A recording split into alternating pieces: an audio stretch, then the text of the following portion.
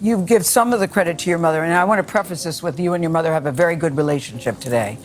But I was reading the backstory about you, Terrence, and it broke my heart because it says that your mom, when you were a little boy, would pay kids to try to beat you up. And I say try because nobody ever did. She would pay them $10 to beat you up. She would never hug you. She would never say, I love you. She would never encourage you. This was all part of the way to make you tougher. Did that work for you? And how did you feel as a little kid? Well, my mom, she dealt with different traumas and in her life. Yeah, things in her life. So that would led her to be that way that she is. I love my mom. I'm a mama's boy.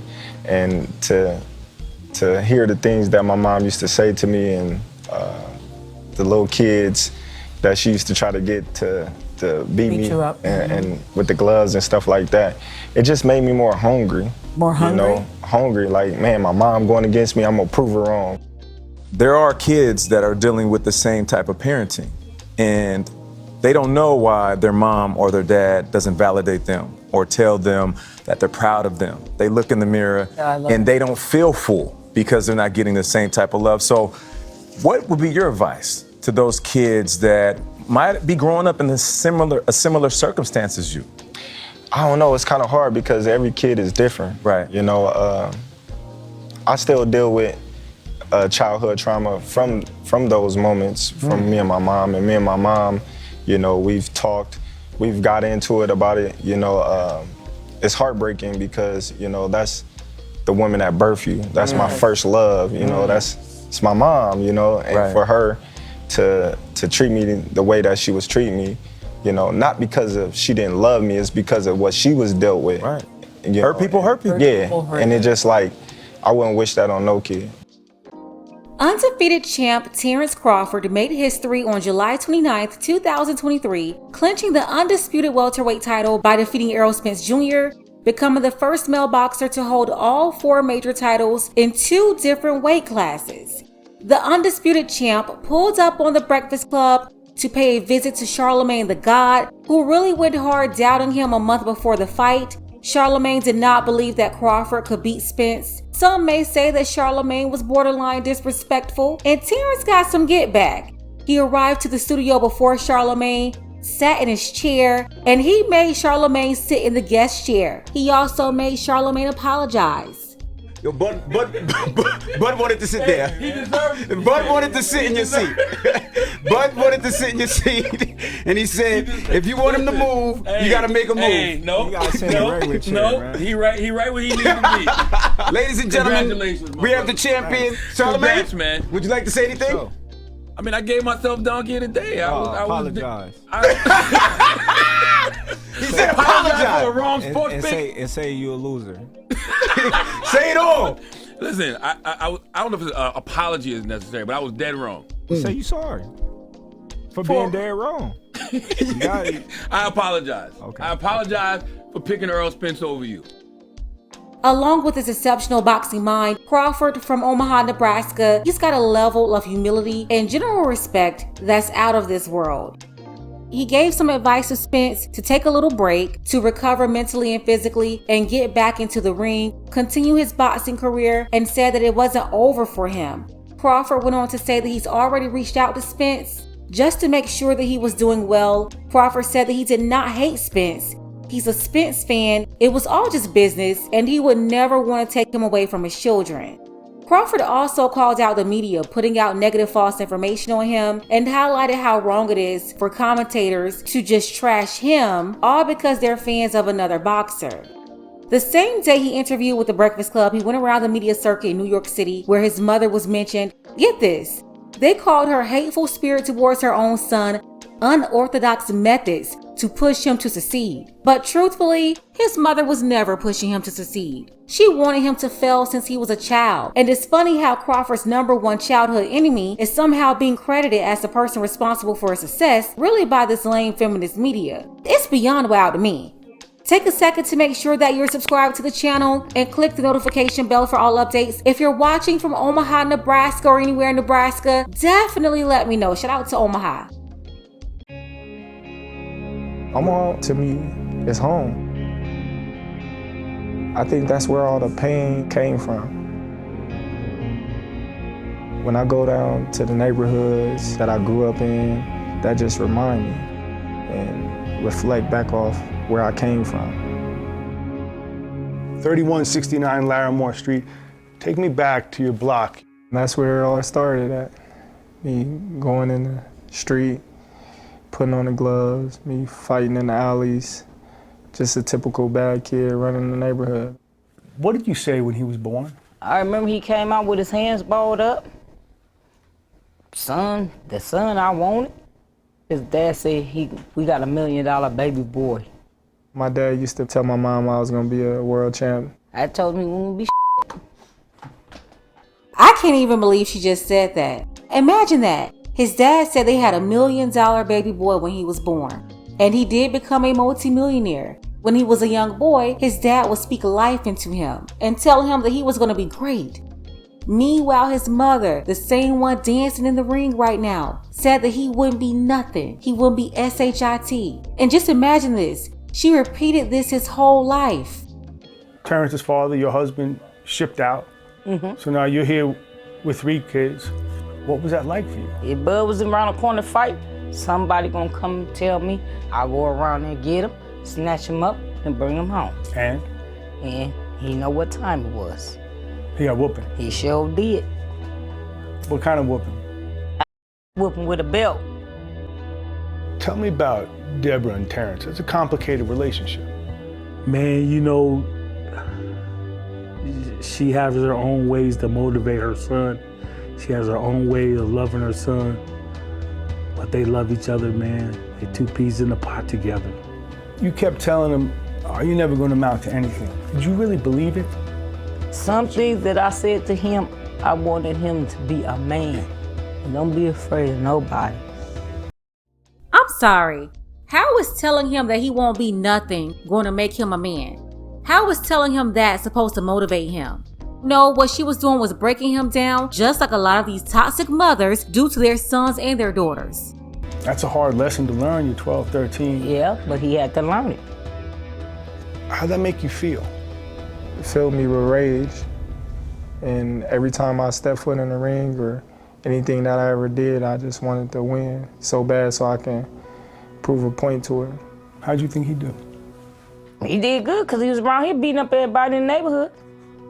I paid the kids, I said, if y'all can whoop Bud, I give y'all $10 a piece.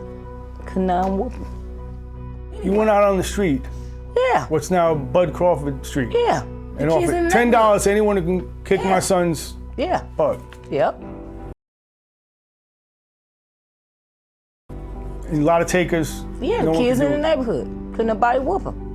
What did he tell you then? He told you, Mom, I told you I'm the best. Did you catch that little jerk she did? Like, yeah, right. Or more like whatever. He's not all that. That's the attitude she had about her own son.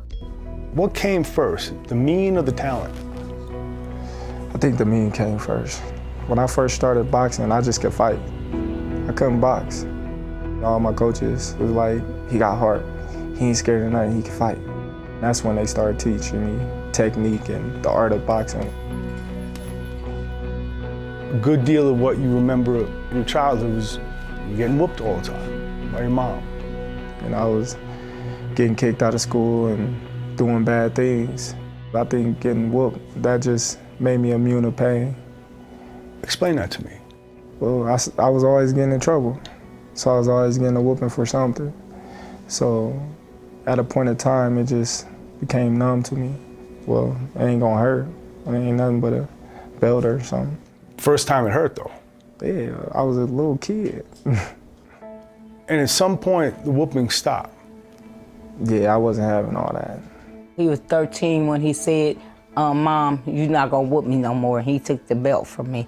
I grabbed the belt and told her, you ain't about to hit me no more. Oh, that's out the window. I ain't getting whooped no more. Did that change you?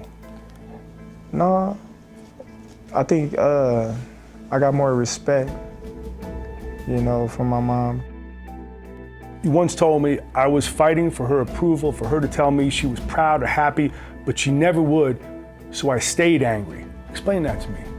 When she always telling you you're gonna lose or you're not good enough or you're gonna get your kicked or things like that, it's like, okay, when I win this tournament, she gonna say congratulations or good job or I'm proud of you. But it never happened. And you can see it all over his face. This is very painful. She always said that he was going to lose. But even when he won, she still never acknowledged it. This is some deep hatred. What he remembers is all those years wanting for you to say, I love you. yes. Yep. Yes. And you didn't do it. Nope. I grew up not liking the word. Why? I don't know. Never liked the hugs growing up as a kid. I never liked nobody to kiss me growing up as a kid, and it just grew with me as I got older. I'm just wondering, what year did it stop growing with her? Was it when he became a multi-millionaire? Because she's hugging on him just fine right here. She hate that word. She said love is pain.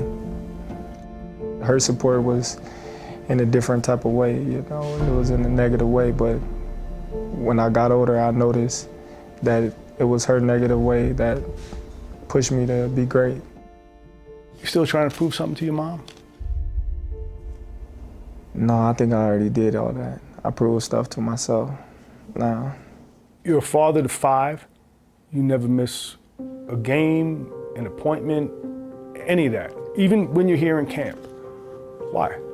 That's my responsibility, is to be there as their father. You can't get those moments back. Why do you think being a father is so important? Because his dad wasn't around like he's around his kids. Cut it out.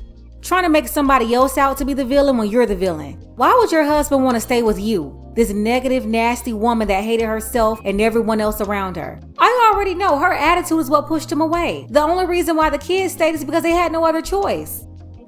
When my child grow up, they gonna always remember, yeah, Dad was always in training camp. Dad was always on the road with boxing and the events, but Dad ain't never missed no birthday. Dad ain't never missed anything important. Dad was always there, and that's what they're gonna always remember.